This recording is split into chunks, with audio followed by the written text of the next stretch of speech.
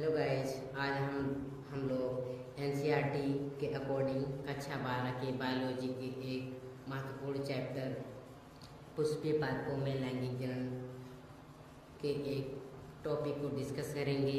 Board paper में इस chapter से 7 से 8 नंबर पक्का आते हैं। चलिए इसको हम डिस्कस करते हैं। इसमें सब पौधों के बारे में दिया है इस चैप्टर में। इसका नाम है पुष्पीय पादपों में लैंगिक जनन है, इसलिए पुष्पों के बारे में ही हम लोग इसे पढ़ेंगे। ओके।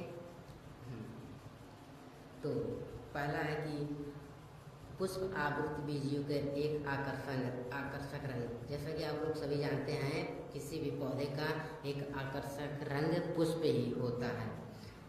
तो हम पुष्प के बारे में ही इस पूरे चैप्टर में ही पढ़ते रहेंगे। तो पुष्प एक रूपांतरित परवलय होता है। यह पौधे का एक विशिष्ट अंग होता है जो पुष्पासन पर स्थित होता है। पुष्पासन वही जो फूल को एक सहारा दिए रहता है। अभी हम आगे बढ़ाएंगे उससे भी।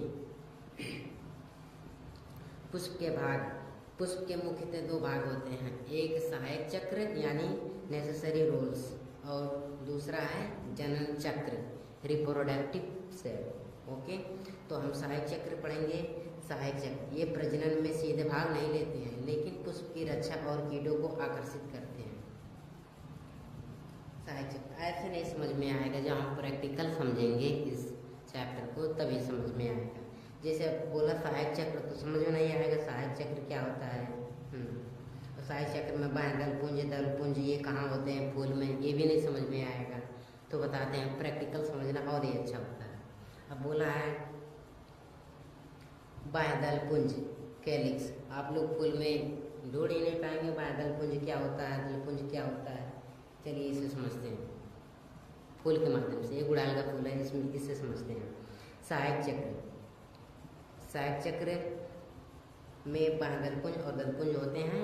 बाह्यदल पुंज क्या होता है ये पहले देखते हैं। जो इसमें ये हरा वाला पार्ट है ना, हरा वाला पार्ट ये पूरा है, ये बाह्यदल पुंज है यानी कैलिक्स है। यह पुष्प का सबसे बाहरी भाग होता है। इसकी इकाई को बाह्यदल पुंज कहते हैं। यानी जब बाह्यदल पुंज एक होना, यानी बाह्यदल पुंज एक हो तो उसे बाह्यदल कहते हैं।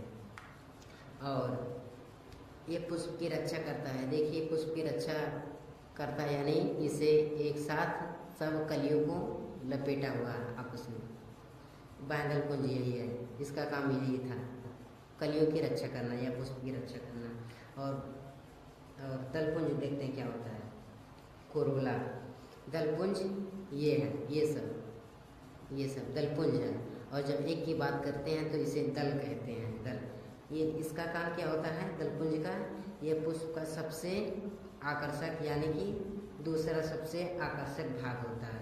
इसकी इकाई को दल कहते हैं। अभी हमने बताया ना, इस पूरे को दलपुंज कहते हैं। और एक कली, इसे हम लोग कली कहते हैं, ये इसे दल कहेंगे अगर एक कली की बात करें तो।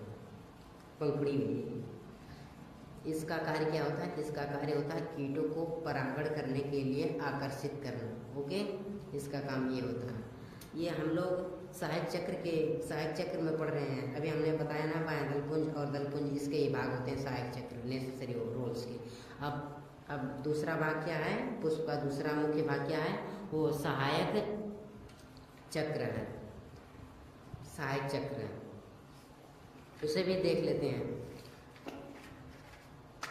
जनन चक्र यह पुष्प का सबसे जरूरी भाग होता है। अगर यह भाग ना होना तो जो फूल है ये ना तो बीज बना पाएंगे और ना ही फल बना पाएंगे, सब बेकार हो जाएगा अगर ये जनन चक्र ना होंगे तो इसके भी कुछ पार्ट होते हैं। पुमंग, अब पुष्प में पुमंग क्या होता है यानी एंड्रोसियम। पुमंग इसकी बात करते हैं।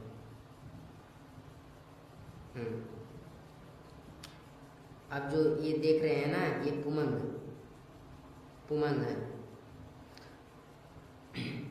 ये पुष्प का नर जनन अंग है। ये जो पूरा है ये पुष्प का नर जनन अंग है, इसे पुमंग कहते हैं। इसकी इकाई को जब यह एक ही होता है ना तब इसे पुंकेसर कहते हैं। इसके भी दो पार्ट होते हैं, एक परागकोश और एक पुंतंतु यानी तंतु। अब परागकोश इसमें कहाँ होता है? परागकोश ये है जो इसका छोटा छोटा पार्ट है, ये जो है ये पीला वाला पार्ट, ये सब जो पीला पीला है ये परागकोश है।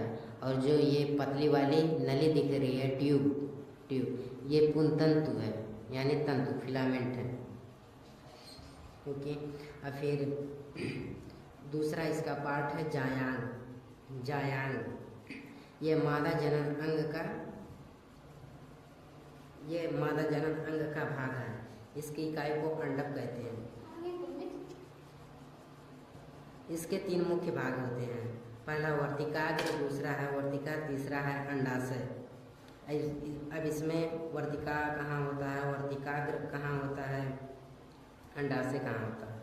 फिलहाल इस पुष्प में तो नहीं दिख रहा है कि कहाँ वर्तिका है कहाँ वर्तिकाग्र है, लेकिन अंडाशय है इसके अंदर। अभी हम दिखाते हैं इसे तोड़कर। ये जो सफ़ेद वाला पार्ट दिख रहा है ना वही है इसका अंडाशय इसके अंदर। और थोड़ा दिखाते हैं। हाँ, ये जो है यही अंडाशय है,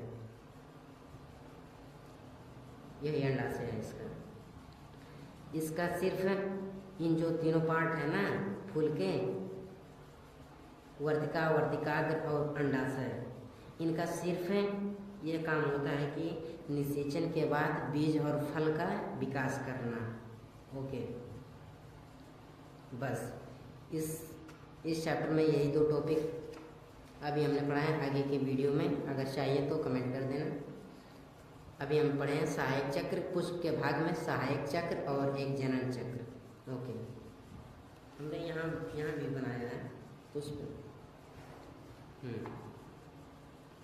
मिलते हैं अगले वीडियो में, तब तक के लिए गुड बाय।